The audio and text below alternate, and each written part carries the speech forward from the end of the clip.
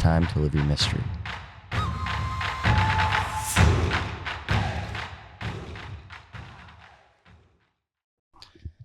All right, welcome back to another episode of the Primitive Patterns podcast. Today, we welcome our finest guest of all time. We got Coach Colsey back on the pod in Guatemala. Heyo! Happy to be back, boys, and happy to be in Guatemala with the fellas. Little nicer than Ontario right about now, eh? Yeah, Ontario, we're getting slapped with the most snow I've seen ever. So it's been a good winter, but happy to be back with the boys. Yeah. We were saying it's funny, like we took a hiatus from winter this year coming down here, and I think global warming did the same thing. Everybody last winter was like, oh, global warming, we're never going to get winters again like we used to back in the day. Hey, how are you? Bang, 8 feet of snow. It's been steady.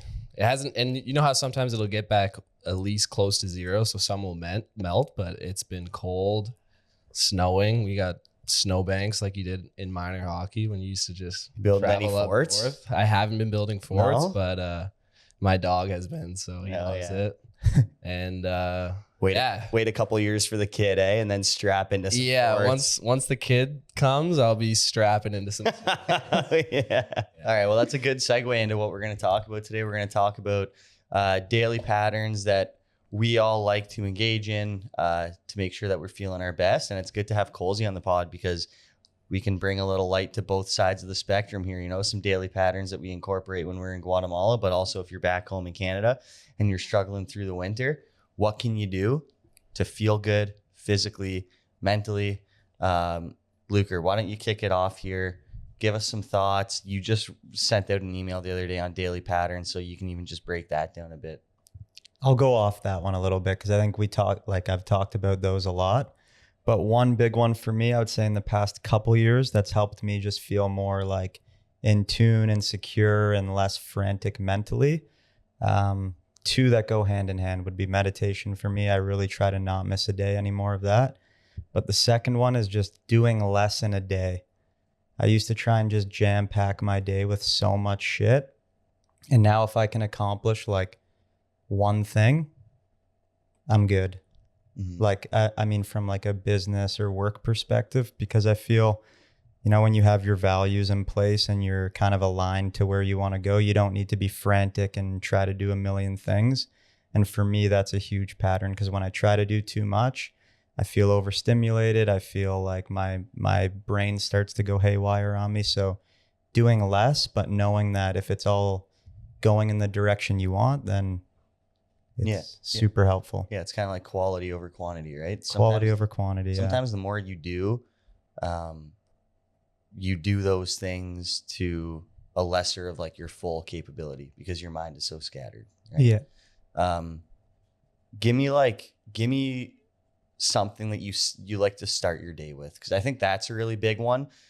You know, you can kind of apply that to like all aspects of life, but the way that you start something is so vitally important, whether it's a business venture or just your day in general. So what's a daily pattern that you like to start your day with?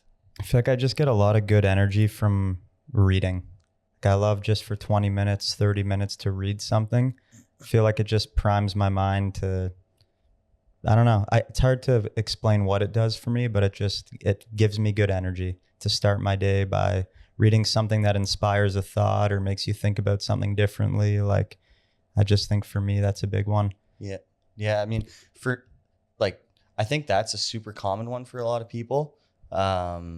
Personally, I don't read that much. And like, some people would maybe hear that and be like, oh, what do you mean you don't read a lot? Like, you should really be doing that more. I personally like to start my day with, lately I've been starting it with trying to learn Spanish. Mm-hmm. So I find that if I'm learning a new skill, which is typically what I like to spend my time doing, is I like learning new skills. And I just find that I apply more of my time into doing those things. But I find early in the morning, the first like hour or two of the day, it's so much easier for me to have like full undivided attention because I don't have, my phone's not blowing up or anything like that. And I find that first hour of the day for skill acquisition, and you can apply that to, you know, a movement skill because you have a lot of energy. So if you're trying to learn jujitsu or boxing or an instrument or a language, I think that first hour or two of the day is really good. And for me, that I find that I really, really enjoy doing that and kickstarts my day on the right foot is learning a new skill. Josh, or what about you? I'm gonna give 2 because the one has been true to me for as long as I can remember. And I think it's true for most people, for everybody, if you've done it, which is movement first thing in the morning.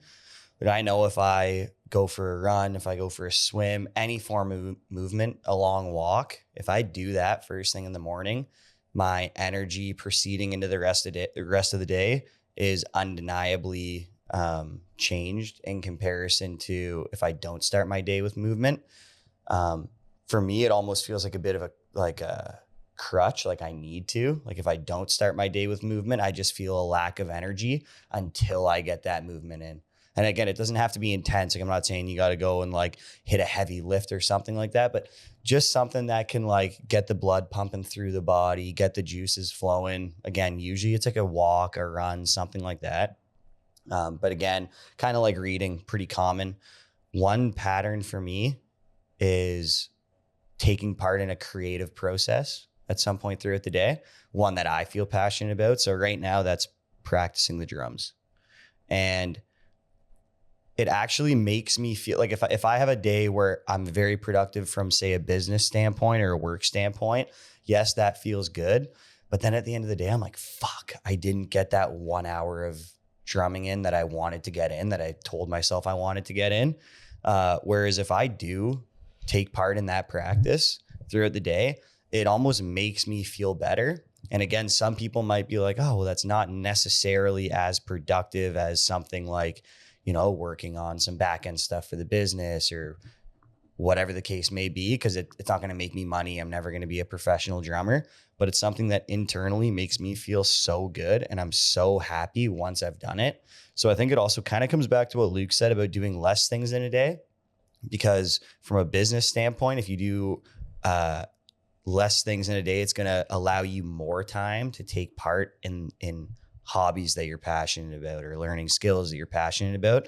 And I think the value in that of using that creative part of the brain and also just like doing something that you genuinely want to do. Because sometimes we just go through every day doing things that we may not necessarily want to do, but we feel we need to do, which is a necessity of life. And I'm not saying you should sit around and play the drums for 8 hours, but taking part in that process for me is such a major check that if I can get that off the list, I just feel so good about the rest of my day. And I'm not thinking about doing that while I'm trying to work on something that I feel like I need to. So taking part in a creative process, for me, that's slapping on the drums for an hour. Yeah. Pisses us off sometimes hearing you slap on the drum. One of the more annoying things, like at least when you're like sitting down playing guitar, it's like, oh, this is nice. Like it's, you know, Yeah, drumming. when you're hearing a fucking a practice drum pad, playing rudiments on that thing, especially when you're not very crisp at them, that is Chinese torture chamber. oh, yeah, that's a tough thing to sit through. So I appreciate you boys for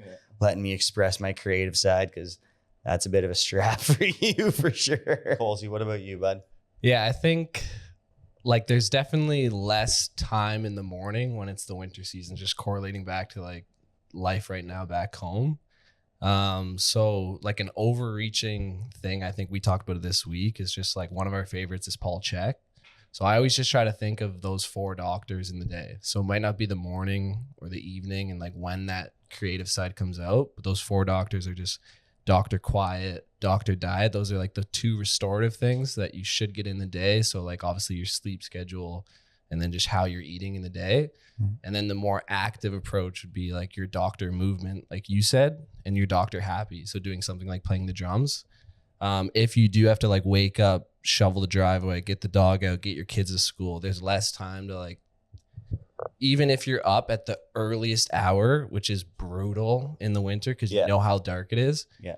You might not be able to like take the time in the morning to express like internal stuff that you want to do, like reading a book or doing a movement session or playing the drums. But as long as you take, those are the 4 things I'd look at each day.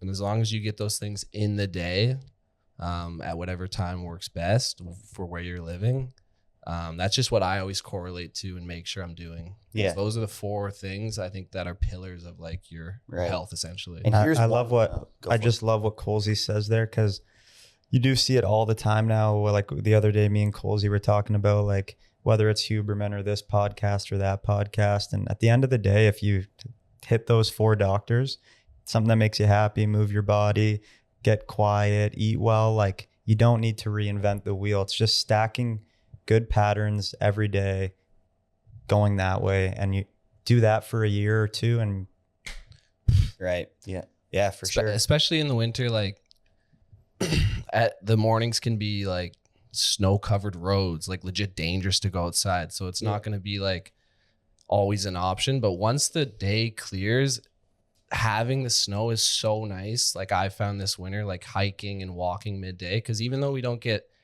great sun the whole day, we'll still typically get like a nice sunrise of some sort of peak of light. yeah. Just getting outside in that time and then going out when there's a fresh snowfall into like our Oh, beautiful yeah. hiking trails. It's so quiet and calm. Yeah. And like a lot of people just hibernate, but and in the gym with our clients, like just really stressing, not only the hour like working out, but you got to get outside and just still 100%. be like breathing in fresh air, not cooped up inside. Cause that's when things can just turn into a more like depressing state. Yeah, sure. No doubt. And I think like we all kind of touched on it. One of the most important things that you can do for yourself is just do something for yourself that you want to do. Yeah. Because like Colsey just mentioned, like everybody has obligations, some people more than others. You know, us 3 are down here in Guatemala, not that many obligations. We're running like 4 workouts a week. And outside of that, yeah, we have some business stuff to do, but we can kind of do our thing. A lot of people don't have the privilege of like having that much time. But I genuinely think that no matter your situation, it should be a non-negotiable that you should make time, carve it out every single day. Like Colsey said, whether it's go for a walk in the trail, whether it's like Luke likes to do, read a book for 10 minutes. Josh is saying he wants to play the drums. I want to learn a language, learn a new skill. You can make time for yourself. Yeah. And I think if you just stop making the excuse of, oh, I don't have the time to do so, and you just say, no, like this is a non-negotiable, whether it's 20 minutes or an hour, just carving out time in the day to do something that you truly want to do while doing your best to hit those patterns of just like eat well, sleep well, move your body. Those should just be basics, and do something for yourself. Because it's not selfish either. Like some people may be like, I'm a busy mom and wife, or I'm a busy husband and dad, whatever the case may be. And like, I don't have the privilege to be selfish with my time. But the thing is, if it's not being selfish, because that 20 minutes or that hour of you just dedicating to doing something that you truly want to do. And it could literally be like, go to a cafe, sip on a coffee, and like listen to some music. It doesn't have to be anything too crazy, but that's going to allow you to show up better there for the people that you need to support the rest of the day. Because you're going to, like I said, if I don't practice the drums for an hour throughout the day, then that's playing on me in the back of my head. And I'm like, kind of pissed off, and then I could maybe take that anger out, because then I take it out on one of you guys, because I wasn't able to do that, and now I feel like fuck, I wasn't able to do that one thing that I told myself I should do and that I really wanted to do. Another thing too, I'm guilty of it as well, is the evening hours, like post dinner. A lot of people, including myself, will spend that time, maybe not every night, but like sitting on the couch, whether it's watching a hockey game, watching TV, whatever. But you could use that time, like you said, to do that thing that you want to do. I remember back in elementary school, anybody that's listening, if you went to elementary school in like Ontario, they probably do it everywhere. The speeches, you got to write a speech and then do it for the school. I remember learning that skill, reading through the speech before bed, and you would wake up and it was like a superpower. Like if you read through that speech right before bed and then slept on it, you'd wake up and be like, holy fuck, I remember like 3/4 of what I tried to read last night. So it's also an amazing time because, your brain, your nervous system gets that rest, and it's able to make those like neural connections because your brain gets to rest and do its thing. And so to do something like a skill that you want to learn in the evening when typically you're watching Netflix or watching a hockey game is also a viable option. And if you have kids, they're probably in fucking bed. Bedtime, boys. Now it's daddy's time to play the drums. Better have an electronic kit though. Better have some earplugs for your kids too. No, I mean, none of us are parents, but even just speaking with them, like, just try to incorporate your kids in the activity that you like, because that's not only gonna, like, you're not surrendering the things you enjoy just for your children, but you're also teaching them like good values and good habits that you like and enjoy, and they're gonna get the most excitement out of that because they're gonna read off of how you are in that state. Yeah, of course. Sure. So true. And that's the biggest thing with children. I imagine, like I said, none of us are parents, but just talking with parents at the gym and people with young kids is like the moment you actually just do things you enjoy and like carry them along is the moment that you're both happier. Yeah, because I'm sure they're just feeding off your energy. And if you're enthusiastic and pumped to do something, they're going to be like, oh, fuck yeah, dad's fired up. Like, this is sick. I want to be like him. I want to play the drums or go on that hike or do whatever it is. Like, and even if they're not, and even if they're the polar opposite, right? And your kid's like, you know, you're like, no, we're going on an evening hike. This is something I want to do. And your kid doesn't want to do it. Well, guess what? It's a good learning lesson because sometimes you got to do things in life that you don't want to do. And it's a valuable lesson for your kid. Plus you get to do the thing that you want to do. And then over time, you know, if you're choosing something that, is a good habit, you know, that you enjoy, your kid will probably end up enjoying it. So one thing I want to say here though that I think is super important, and we would all agree, is like to have good patterns and to do the creative things and to do all the things that are going to make you feel good. For me personally, and this is just speaking for me, if you don't have clear values and clear objectives as to what you want out of life, good luck. Because time's going to pull you this way. It's going to pull you this way. Like, I love Paul Chek always says, like, your yes has no value until you learn to say no. Because it's really hard to be creative and to move your body and to get quiet time and to do all these things if you're, oh yeah, I'll go. Oh, sure. Yeah. Like, you have to be like, these are my values. This is how I want to live my day, and then build around that. Because if you don't, there's just no way you're going to do these things. Yeah. There's no boundary. Exactly. You're living. And like I said, it doesn't have to be that complicated. Like, a simple way to do it is look at those 4 doctors, like Dr. Quiet, Dr. Diet, happiness, movement. Pick one thing in each. Yeah. Like, pick one thing from each category, and that will set you up for a beautiful day. For sure. 100%. Okay. Boys, before we wrap this up, it's Thursday, February 20th. We got Canada USA final tonight. How are the boys feeling? Well, I couldn't sleep last night. So I don't know. Dr. Sleep wasn't too happy, but I'm feeling good, man. I'm feeling good. I think every Canadian should be feeling good going into this, you know? And if you're not watching the game, I can't imagine. Get your values sorted. Yeah. Get your fucking values in a line here, because this is a big one, boys. Yeah. And like Bob McKenzie says, in these tournaments, it's tough. When you got 2 juggernaut teams like this, it's tough to win back-to-back games. And the Americans got us in the first game. There's no fucking chance the Americans are taking us tonight, because Cale Makar's back in the lineup. Connor Hellebuck is going to pull a classic choke mode. He's probably letting in 6 and getting pulled halfway through the third.